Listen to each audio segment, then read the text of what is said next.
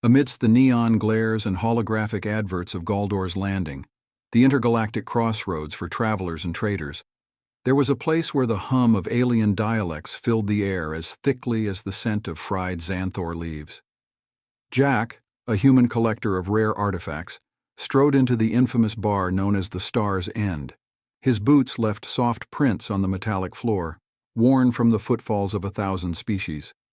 On his wrist, Jack wore a relic of old Earth, a mechanical wristwatch, its gears a miniature marvel of human ingenuity. This bar, where the most advanced technologies of countless civilizations were as common as the stardust on their boots, was an odd place for such an anachronism.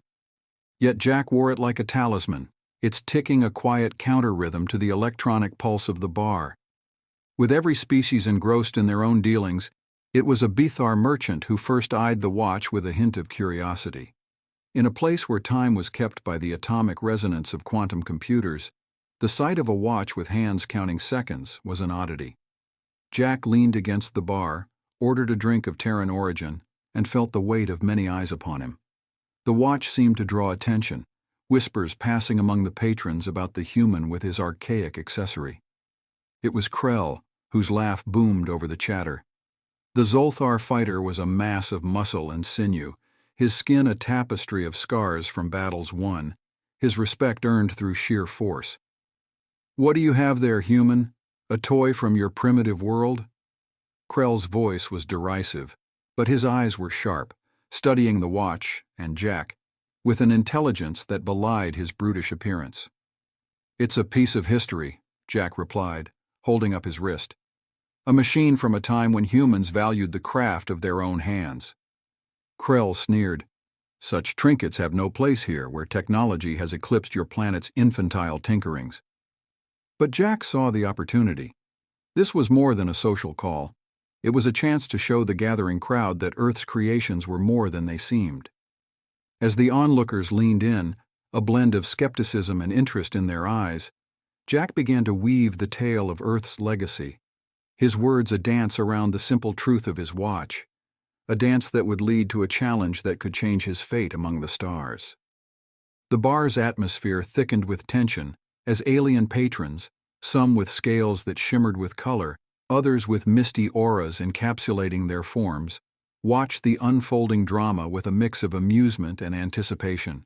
The Zolthar fighter, Krell, stood towering above the crowd, his forearms crossed in a display of disdain as he eyed Jack's wristwatch. "You stake your pride on a relic?" Krell's voice thundered through the Star's End, his mandibles clicking in disbelief. The crowd's laughter was a cacophony of alien sounds, but Jack's expression remained unflustered. "Not pride," Jack corrected smoothly, his voice steady. "Faith. Faith in human craftsmanship." A Viridian trader, her skin a mosaic of luminescent patches, chimed in with a voice that harmonized with itself. "Is there a hidden value in this primitive timekeeper?" Krell picked up on the Viridian's intrigue, his eyes narrowing. "Perhaps the human wishes to barter with it," he suggested, sarcasm lacing his tone. Jack took a sip of his drink, letting the moment stretch, the earthy bitterness grounding him. "No barter. Instead, let's make a game of it. If my primitive watch can best your advanced tech, then you owe me a drink." The bar erupted in a new round of laughter, louder than before. Krell's comrades, a rowdy band of interstellar marauders, joined in, slapping their knees with their hefty palms. "Make it interesting, human," Krell shot back, a glint of sport flaring in his eyes. "If your trinket is as good as you claim, let us wager something more substantial than mere spirits." Jack considered the proposition. He knew his watch was more than it appeared.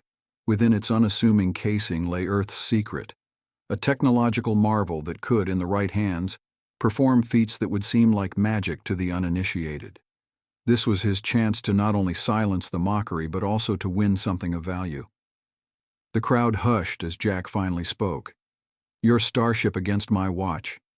A collective gasp rippled through the crowd, and Krell's laughter stopped abruptly, replaced by a smile that revealed his predator's teeth.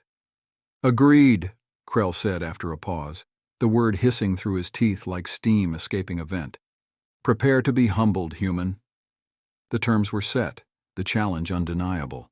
As patrons of the Star's End leaned closer, their eyes wide with interest, Jack's watch suddenly seemed to them not so much a symbol of primitivity, but a mystery, a piece of a puzzle that promised a spectacle they would recount in many cycles to come.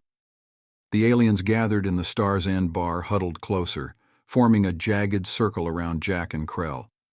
The air was electric with anticipation. Krell's cronies had stopped their jeering and now eyed Jack with a newfound respect. To challenge Krell was to walk on the knife edge of danger. Jack watched the crowd, their faces an anthology of the galaxy's diversity. He spoke up, his voice calm but carrying. "The terms are simple. We race. Your tech-guided ship against my intuition. And this watch." He held up his wrist, the watch catching the dim light. Krell's mouthparts twitched in a sneer. "And the course?" he asked. "The debris field around Galdor's moon. Fastest through winds. No autopilot. Manual control only," Jack proposed. Whispers and murmurs rippled through the assembly. The debris field was notorious, a graveyard of ships that had met their end in the perilous dance of high-speed navigation among the relentless barrage of space detritus. Krell leaned forward, his four-fingered hands tightening into fists. "A death race, then. Many have perished in those skies. You have guts, human. When do we begin?" Jack met Krell's gaze. "Sunrise. The field will be lit by Galdor's twin suns, no shadows to hide in." The Zolthar nodded, his crew exchanging wary glances. The terms were accepted, the challenge set in stone. The crowd dispersed, the buzz of excitement following them out into the night. They would return at sunrise, drawn by the prospect of witnessing the impossible. Jack left the bar with the weight of many eyes upon him. He had set the stage, played his hand. Now, it was time to prepare. The night was his to use, and he intended to make every second count. His watch ticked away the minutes, a steadfast reminder of what was at stake. As the twin moons of Galdor shone down upon the landing, Jack plotted his course, his strategy forming like a map in his mind. The watch was indeed primitive by galactic standards, but it was a conduit for something far greater, a testament to human resilience and ingenuity. Tomorrow, it would guide him through the chaos. And as the twin suns rose, so too would humanity standing among the stars. As dawn's early light painted the twin moons of Galdor in hues of amber and gold, a hush settled over the Star's End. The usual nightly raucous was replaced by an expectant silence, punctuated by the distant hum of engines warming and the chatter of the gathered crowd. The race that had begun as bar banter had escalated into a spectacle no denizen of the crossroads wanted to miss. Jack's silhouette emerged against the lightening sky, his posture resolute as he approached his modest craft. It was a stark contrast to Krell's vessel, a sleek predator of the skies that gleamed menacingly even in the soft dawn. Jack's ship was older, lines worn by the harsh brush of cosmic storms and the relentless pull of countless atmospheres. Yet, as Jack ran his hand along its hull, his touch was reverent, a silent communion between man and machine. The watch on his wrist was a simple thing to behold, its face unremarkable, its strap worn. But within its heart was Earth's whispered legacy, an AI so advanced that it mimicked the erratic patterns of organic life, a creation that defied the sterile predictability of machines. Today, it would need to perform beyond its creation, synchronizing with Jack's reflexes, guiding him with precision that bordered on prescience. Krell climbed into his cockpit, his movements sure and fluid, a warrior entering his chariot. The starting signal loomed, and a tense excitement crackled through the air. Racers took their marks, the crowd's murmurs fading into a silent awe. The signal flashed, the race was on. Jack's hands were steady on the controls, his gaze fixed ahead as his ship hurtled towards the debris field. The AI in his watch analyzed trajectory and debris velocity, whispering its counsel. Jack translated the data into action with an almost supernatural foresight, his ship weaving through the chaos with the grace of a celestial dancer. Krell, with his advanced sensors and reflexes honed in combat, pushed his ship to its limits.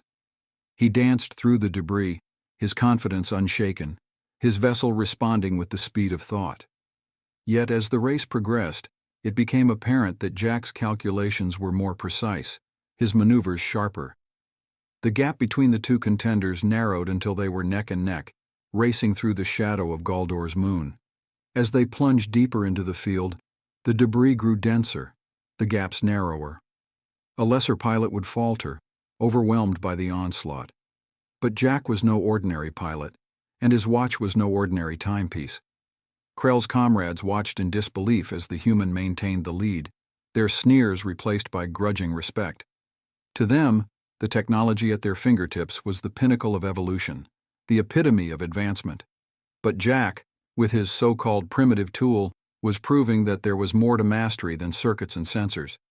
The race neared its climax, the finish line a beacon amidst the tumult of space. Jack's focus was unyielding, his reliance on the watch absolute. It was more than a machine, it was a partner, an extension of his will. The final stretch was a gauntlet of tumbling asteroids and jagged metal, a test of nerve and skill. Jack plunged through, his ship threading the needle with impossible agility. Krell was close behind, pushing his ship to the brink of its capability. Then, with a burst of skill and daring, Jack pulled ahead, the finish line crossing beneath his ship's belly as he shot out of the debris field, emerging into the clear space beyond. Back at the star's end, the crowd erupted, their cheers a cacophony of 100 languages.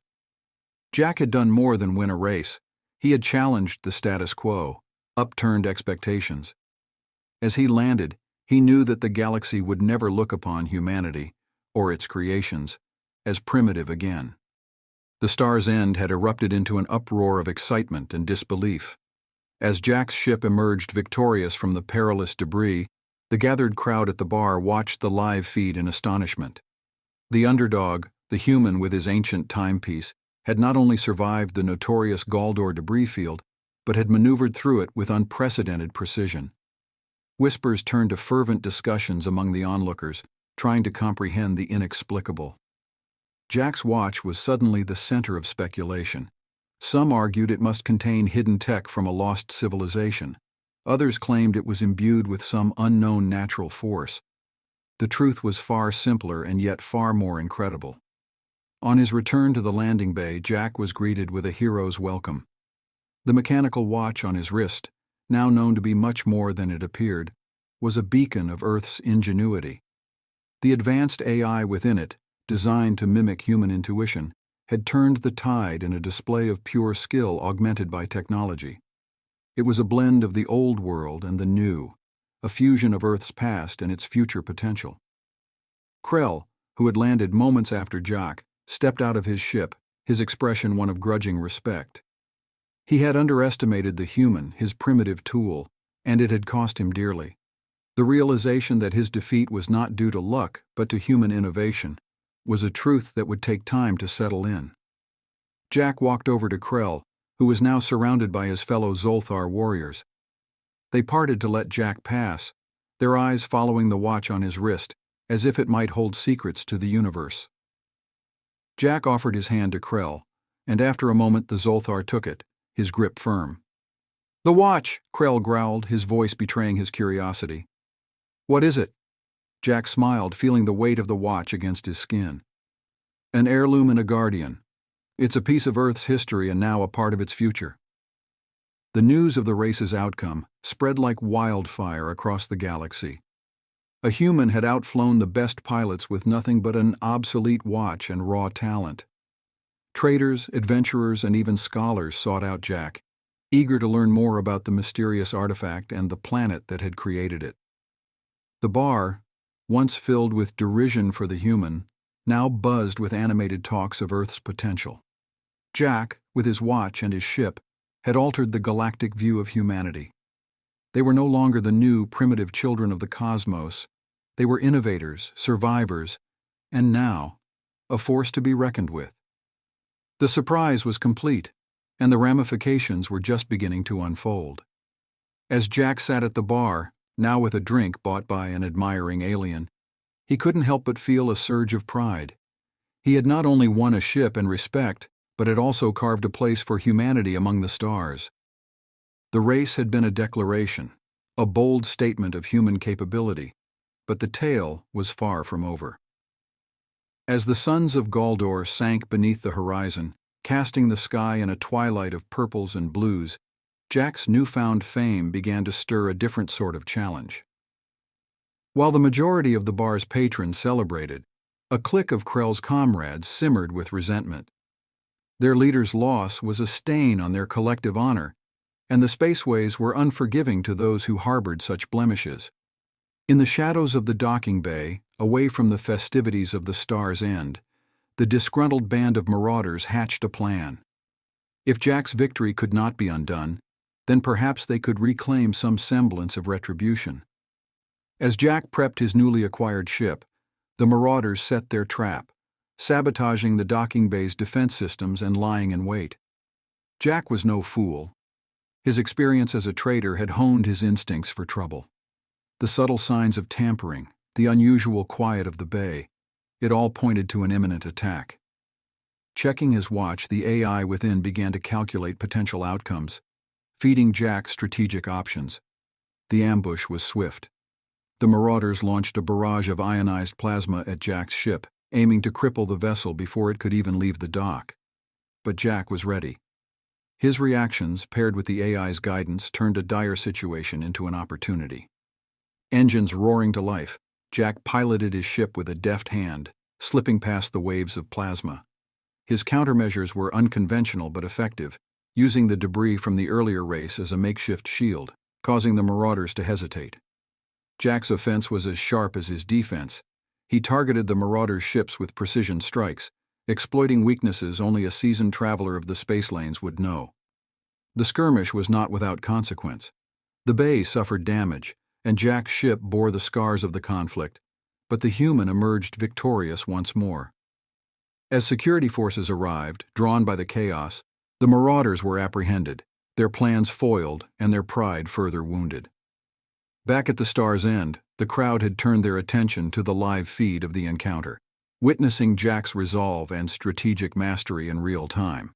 The second victory of the day solidified Jack's reputation not just as a skilled pilot, but as a warrior and tactician. The patrons of the bar, from the lowliest trader to the most esteemed captain, looked on with a mix of awe and fear. Jack returned to the bar, his watch still ticking faithfully on his wrist. He was met with a new kind of silence, a mix of reverence and caution. His actions had spoken louder than any words could. They resonated with the harsh truths of the galaxy. Strength was respected, skill was revered, and Jack had shown an abundance of both. As Jack ordered another drink, one no longer paid for by admirers but by his own hand, he knew the dynamic had shifted. He was not just an oddity, a human with a peculiar attachment to an ancient relic. He was a force to be reckoned with, a name that would echo in the tales told across the stars. Humanity, too, would be whispered with a new tone, one of respect and perhaps a hint of fear.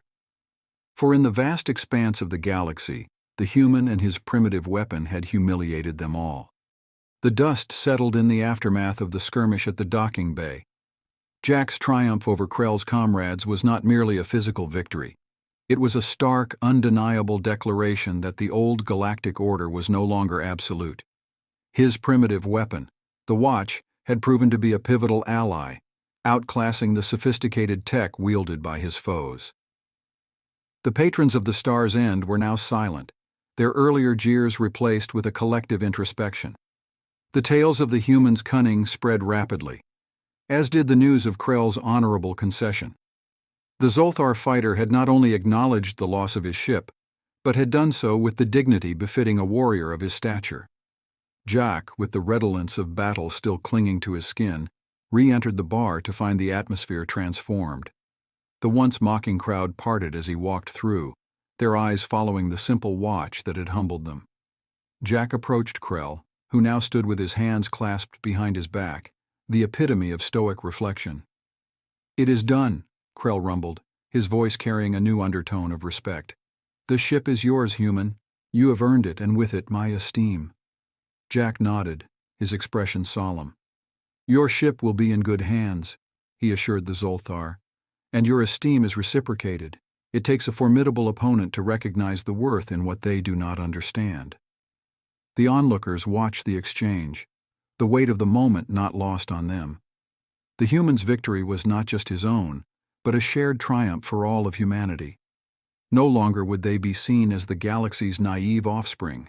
Their presence demanded recognition, their potential undeniable. The watch, now an icon of the human spirit, ticked on, each second a reminder of Jack's victory. It was more than a timekeeper, it was a symbol of the unexpected, a beacon of human innovation and resilience. As the night progressed, the conversations around the bar shifted. Deals were struck with a new awareness, strategies devised with a newfound caution. The story of Jack and his primitive weapon would be retold in many forms, each iteration spreading the legend further. Jack had not just humiliated his opponents in a fleeting moment of glory, he had redefined the perception of his kind, ushering in an era where humanity stood as equals among the stars. Their ingenuity was now recognized, their tenacity admired, and their place in the galactic hierarchy irrevocably altered. As dawn broke over Galdor's landing, the light of its twin suns casting long shadows across the docking bays, Jack stood beside his newly won starship, reflecting on the events that had reshaped his destiny. The bar's challenge, which had started as a mere display of defiance, had evolved into a significant turning point, not only for him, but for all of humanity. Jack's victory was now a galactic sensation, discussed in the far reaches of space. His watch, a so-called primitive tool, had become a symbol of hidden depth and unexpected prowess. As Jack prepared to leave Galdor's landing, his mind was not on his next destination, but on the broader implications of his victories. He was approached by a delegation of various species, representatives from different sectors of the galaxy. They were not there to challenge or scoff, but to extend invitations. Jack, and by extension Earth, was now sought after as an ally, a consultant, and a pioneer. "Jack of Earth," began a distinguished Solarian diplomat, "your actions have opened many eyes. We respect the capabilities you have demonstrated and are eager to learn from you. What you call primitive, we see as profound. We extend an invitation to the Galactic Council, where your voice and that of Earth will be invaluable." Jack was taken aback, not just by the invitation but by the profound shift in perception. From being an outsider, a novelty, he had propelled his people to a position of respect and curiosity. The watch, ticking steadily on his wrist, was a constant reminder of how far he had come and the new responsibilities he now shouldered. "Thank you," Jack replied, his voice steady. "I accept on behalf of Earth. We have much to learn but also much to offer." As he boarded his ship, a crowd gathered, not to jeer but to applaud. Jack turned before entering, raising his wrist to show the watch that had started it all. The gesture was met with cheers and salutes from a diverse audience, a collective acknowledgement of his achievements. As his ship lifted off, leaving Galdor's landing behind, Jack felt a profound connection to his home planet. Earth, with all its history and struggles, had taught him resilience and ingenuity, traits that had now earned a place for humanity among the stars. His journey forward was not just about exploring new territories, but about bridging worlds. The respect he had garnered was not merely for himself, but for all of humankind, who through their seemingly simple creations could change the cosmos. The watch ticked on, each second unfolding into a future where Earth was no longer an underdog, but a respected member of the intergalactic community. Jack's story, a testament to the power of underestimated tools and unyielding spirit, would inspire generations to come, driving humanity ever onward, ever upward.